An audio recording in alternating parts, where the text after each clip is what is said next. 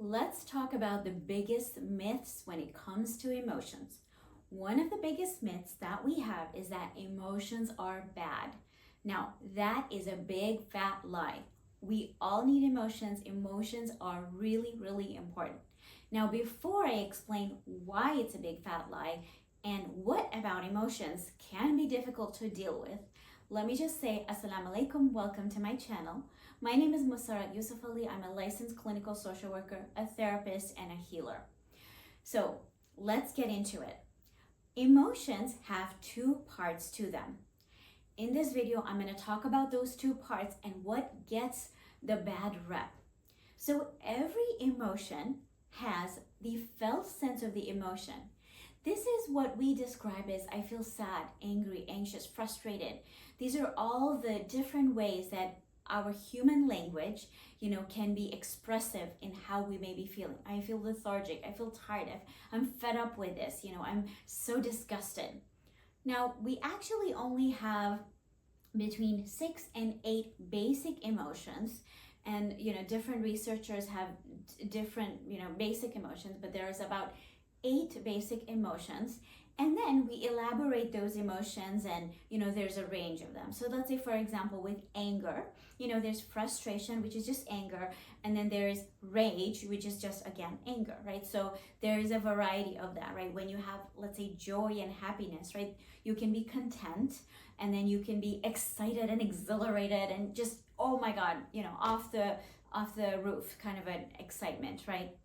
So we again, we have these emotions, and then each emotion has not only what we feel about it, how we speak about it, and how our body might feel about the emotion, right? Just this sense of a felt sense of the emotion.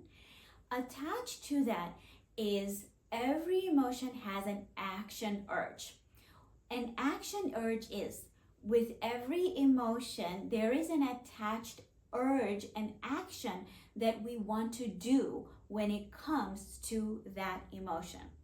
So, for example, with love, the action urge of love is to go towards and to have loving actions towards, let's say, the person or that object that I may be in love with. Right now, I love plants. So I love watching videos about plants and how to take care of plants. When I go to the grocery store and I see a beautiful plant, it's so hard for me to keep my hands off of them and to not buy it, right? So I want to go and buy that plant. And I want to surround my environment with plants. This environment, I don't have as many plants, so my urge is, oh gosh, if I could only bring so many plants here, right? My thinking, as you can see, even the way I'm talking, right? I can talk about it.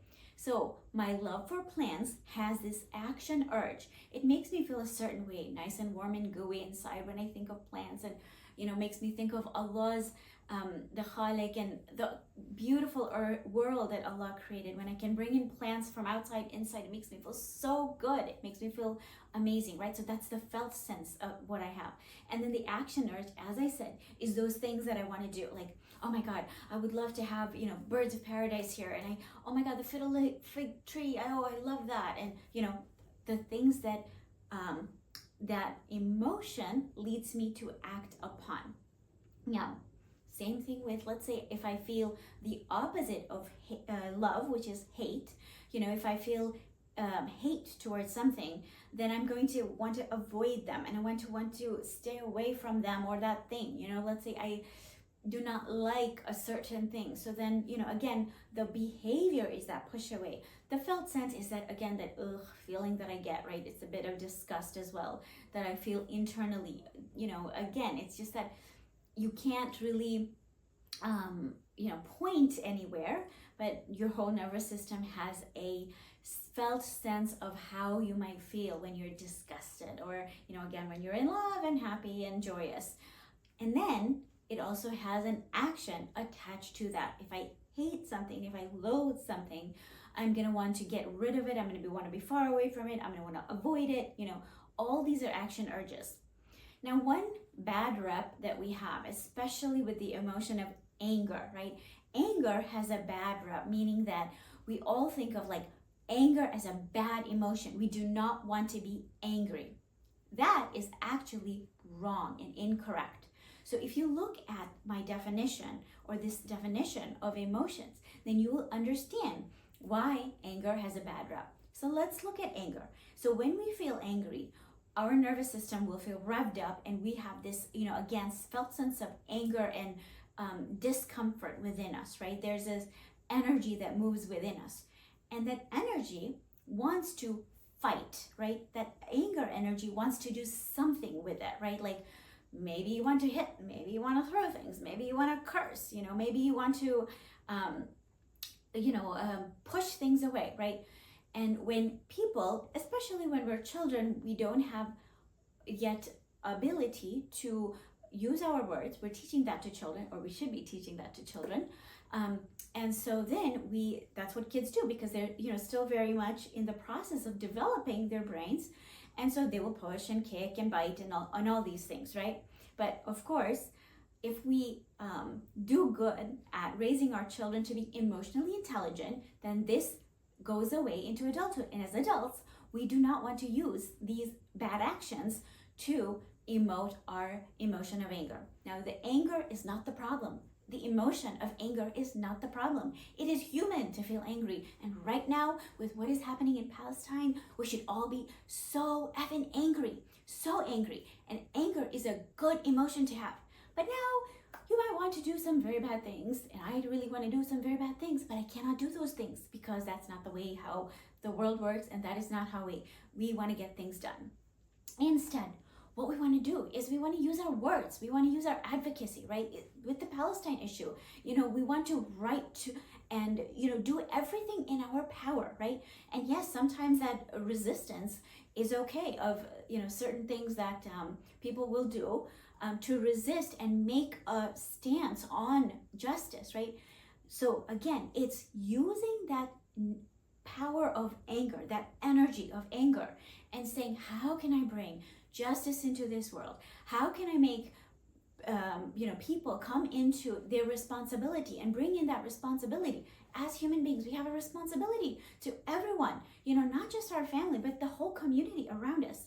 So anger, again, when we are attaching the emotion to the action, so then what we're doing is we're making them a one thing. And then of course we don't want to be that person that is yelling, screaming, or we don't want to be around the people that are yelling, screaming, throwing things and throwing a fit and having a fit. Of course they are not safe to be around, and they do not make us feel good to be around them, right? Like no one wants to be around that person that is being violent and unruly, right? So if we uncouple this, which is the emotion is valid, you are allowed as a human being to feel anger, to even feel rage. And like I said, there are moments where we have to feel that, like what's happening in Palestine, Sudan, and so many other places that I can't even name.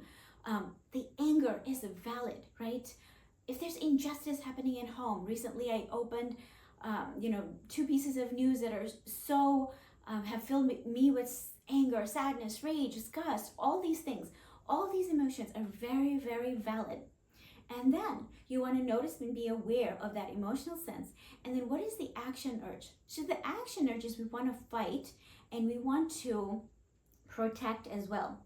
And so how do we do that, right? Without being a destructive human being, without being a negative person. That's when you can take your anger and you can ask yourself, what is the natural way to utilize this anger? Now, of course, if there is a time of war and that is what is, you are required to do, even the anger at that moment is important, right? And it is there, has a purpose. That's why the Prophet had wars that he fought, because there is a place for that too. And, every day in our homes, throwing, yelling, screaming is not going to get you what you want. If you yell and scream, you're not going to get what you want. You might make people afraid of you a little bit, and then they might be quiet and not, step on your shoes. But is that really a lasting solution to what you want? No. So this is why, again, I come back to my role and my duty as a mother. Inshallah, I want to teach my children to be emotionally intelligent, to be aware of their anger, their sadness, their fears, their happiness, their joy, their disgust, the feeling of shame. Even the feeling of shame, there is a place of shame that is important. Again, right, what's happening in the world, they should all be shameful for what the politicians should be so shameful for what they are doing and allowing to happen in the world in so many spaces, right? Shame is really, really important. Guilt, also very important, right? However, again, we want to notice those emotions, be aware of those emotions, and then as wise human beings, because we are insan for a reason, right? We are not animals, we are insan for a reason, with the intellect and the wisdom that Allah subhanahu wa ta'ala has given us, right? And that we want to cultivate. We want to ask ourselves, all right, this anger, this sadness, this fear, what is the wise mind? What is the wise way to approach this? What is the best way that I can emote this emotion that is effective for my needs, for the needs of the world, for the needs of my community, for the needs of my family? So there you have it. Emotions are healthy, emotions are normal, emotions are helpful, and there are no bad emotions. There are bad actions, but there are no bad emotions. So if you have found this helpful, I hope that you will share it with your friends and family members. I know that the world needs a lot of help and support, so please share this information if you have found it to be helpful. Do not be afraid of anger or other emotions, but do be aware and mindful of how you act on your emotions. Take care, and I'll see you back here for another video.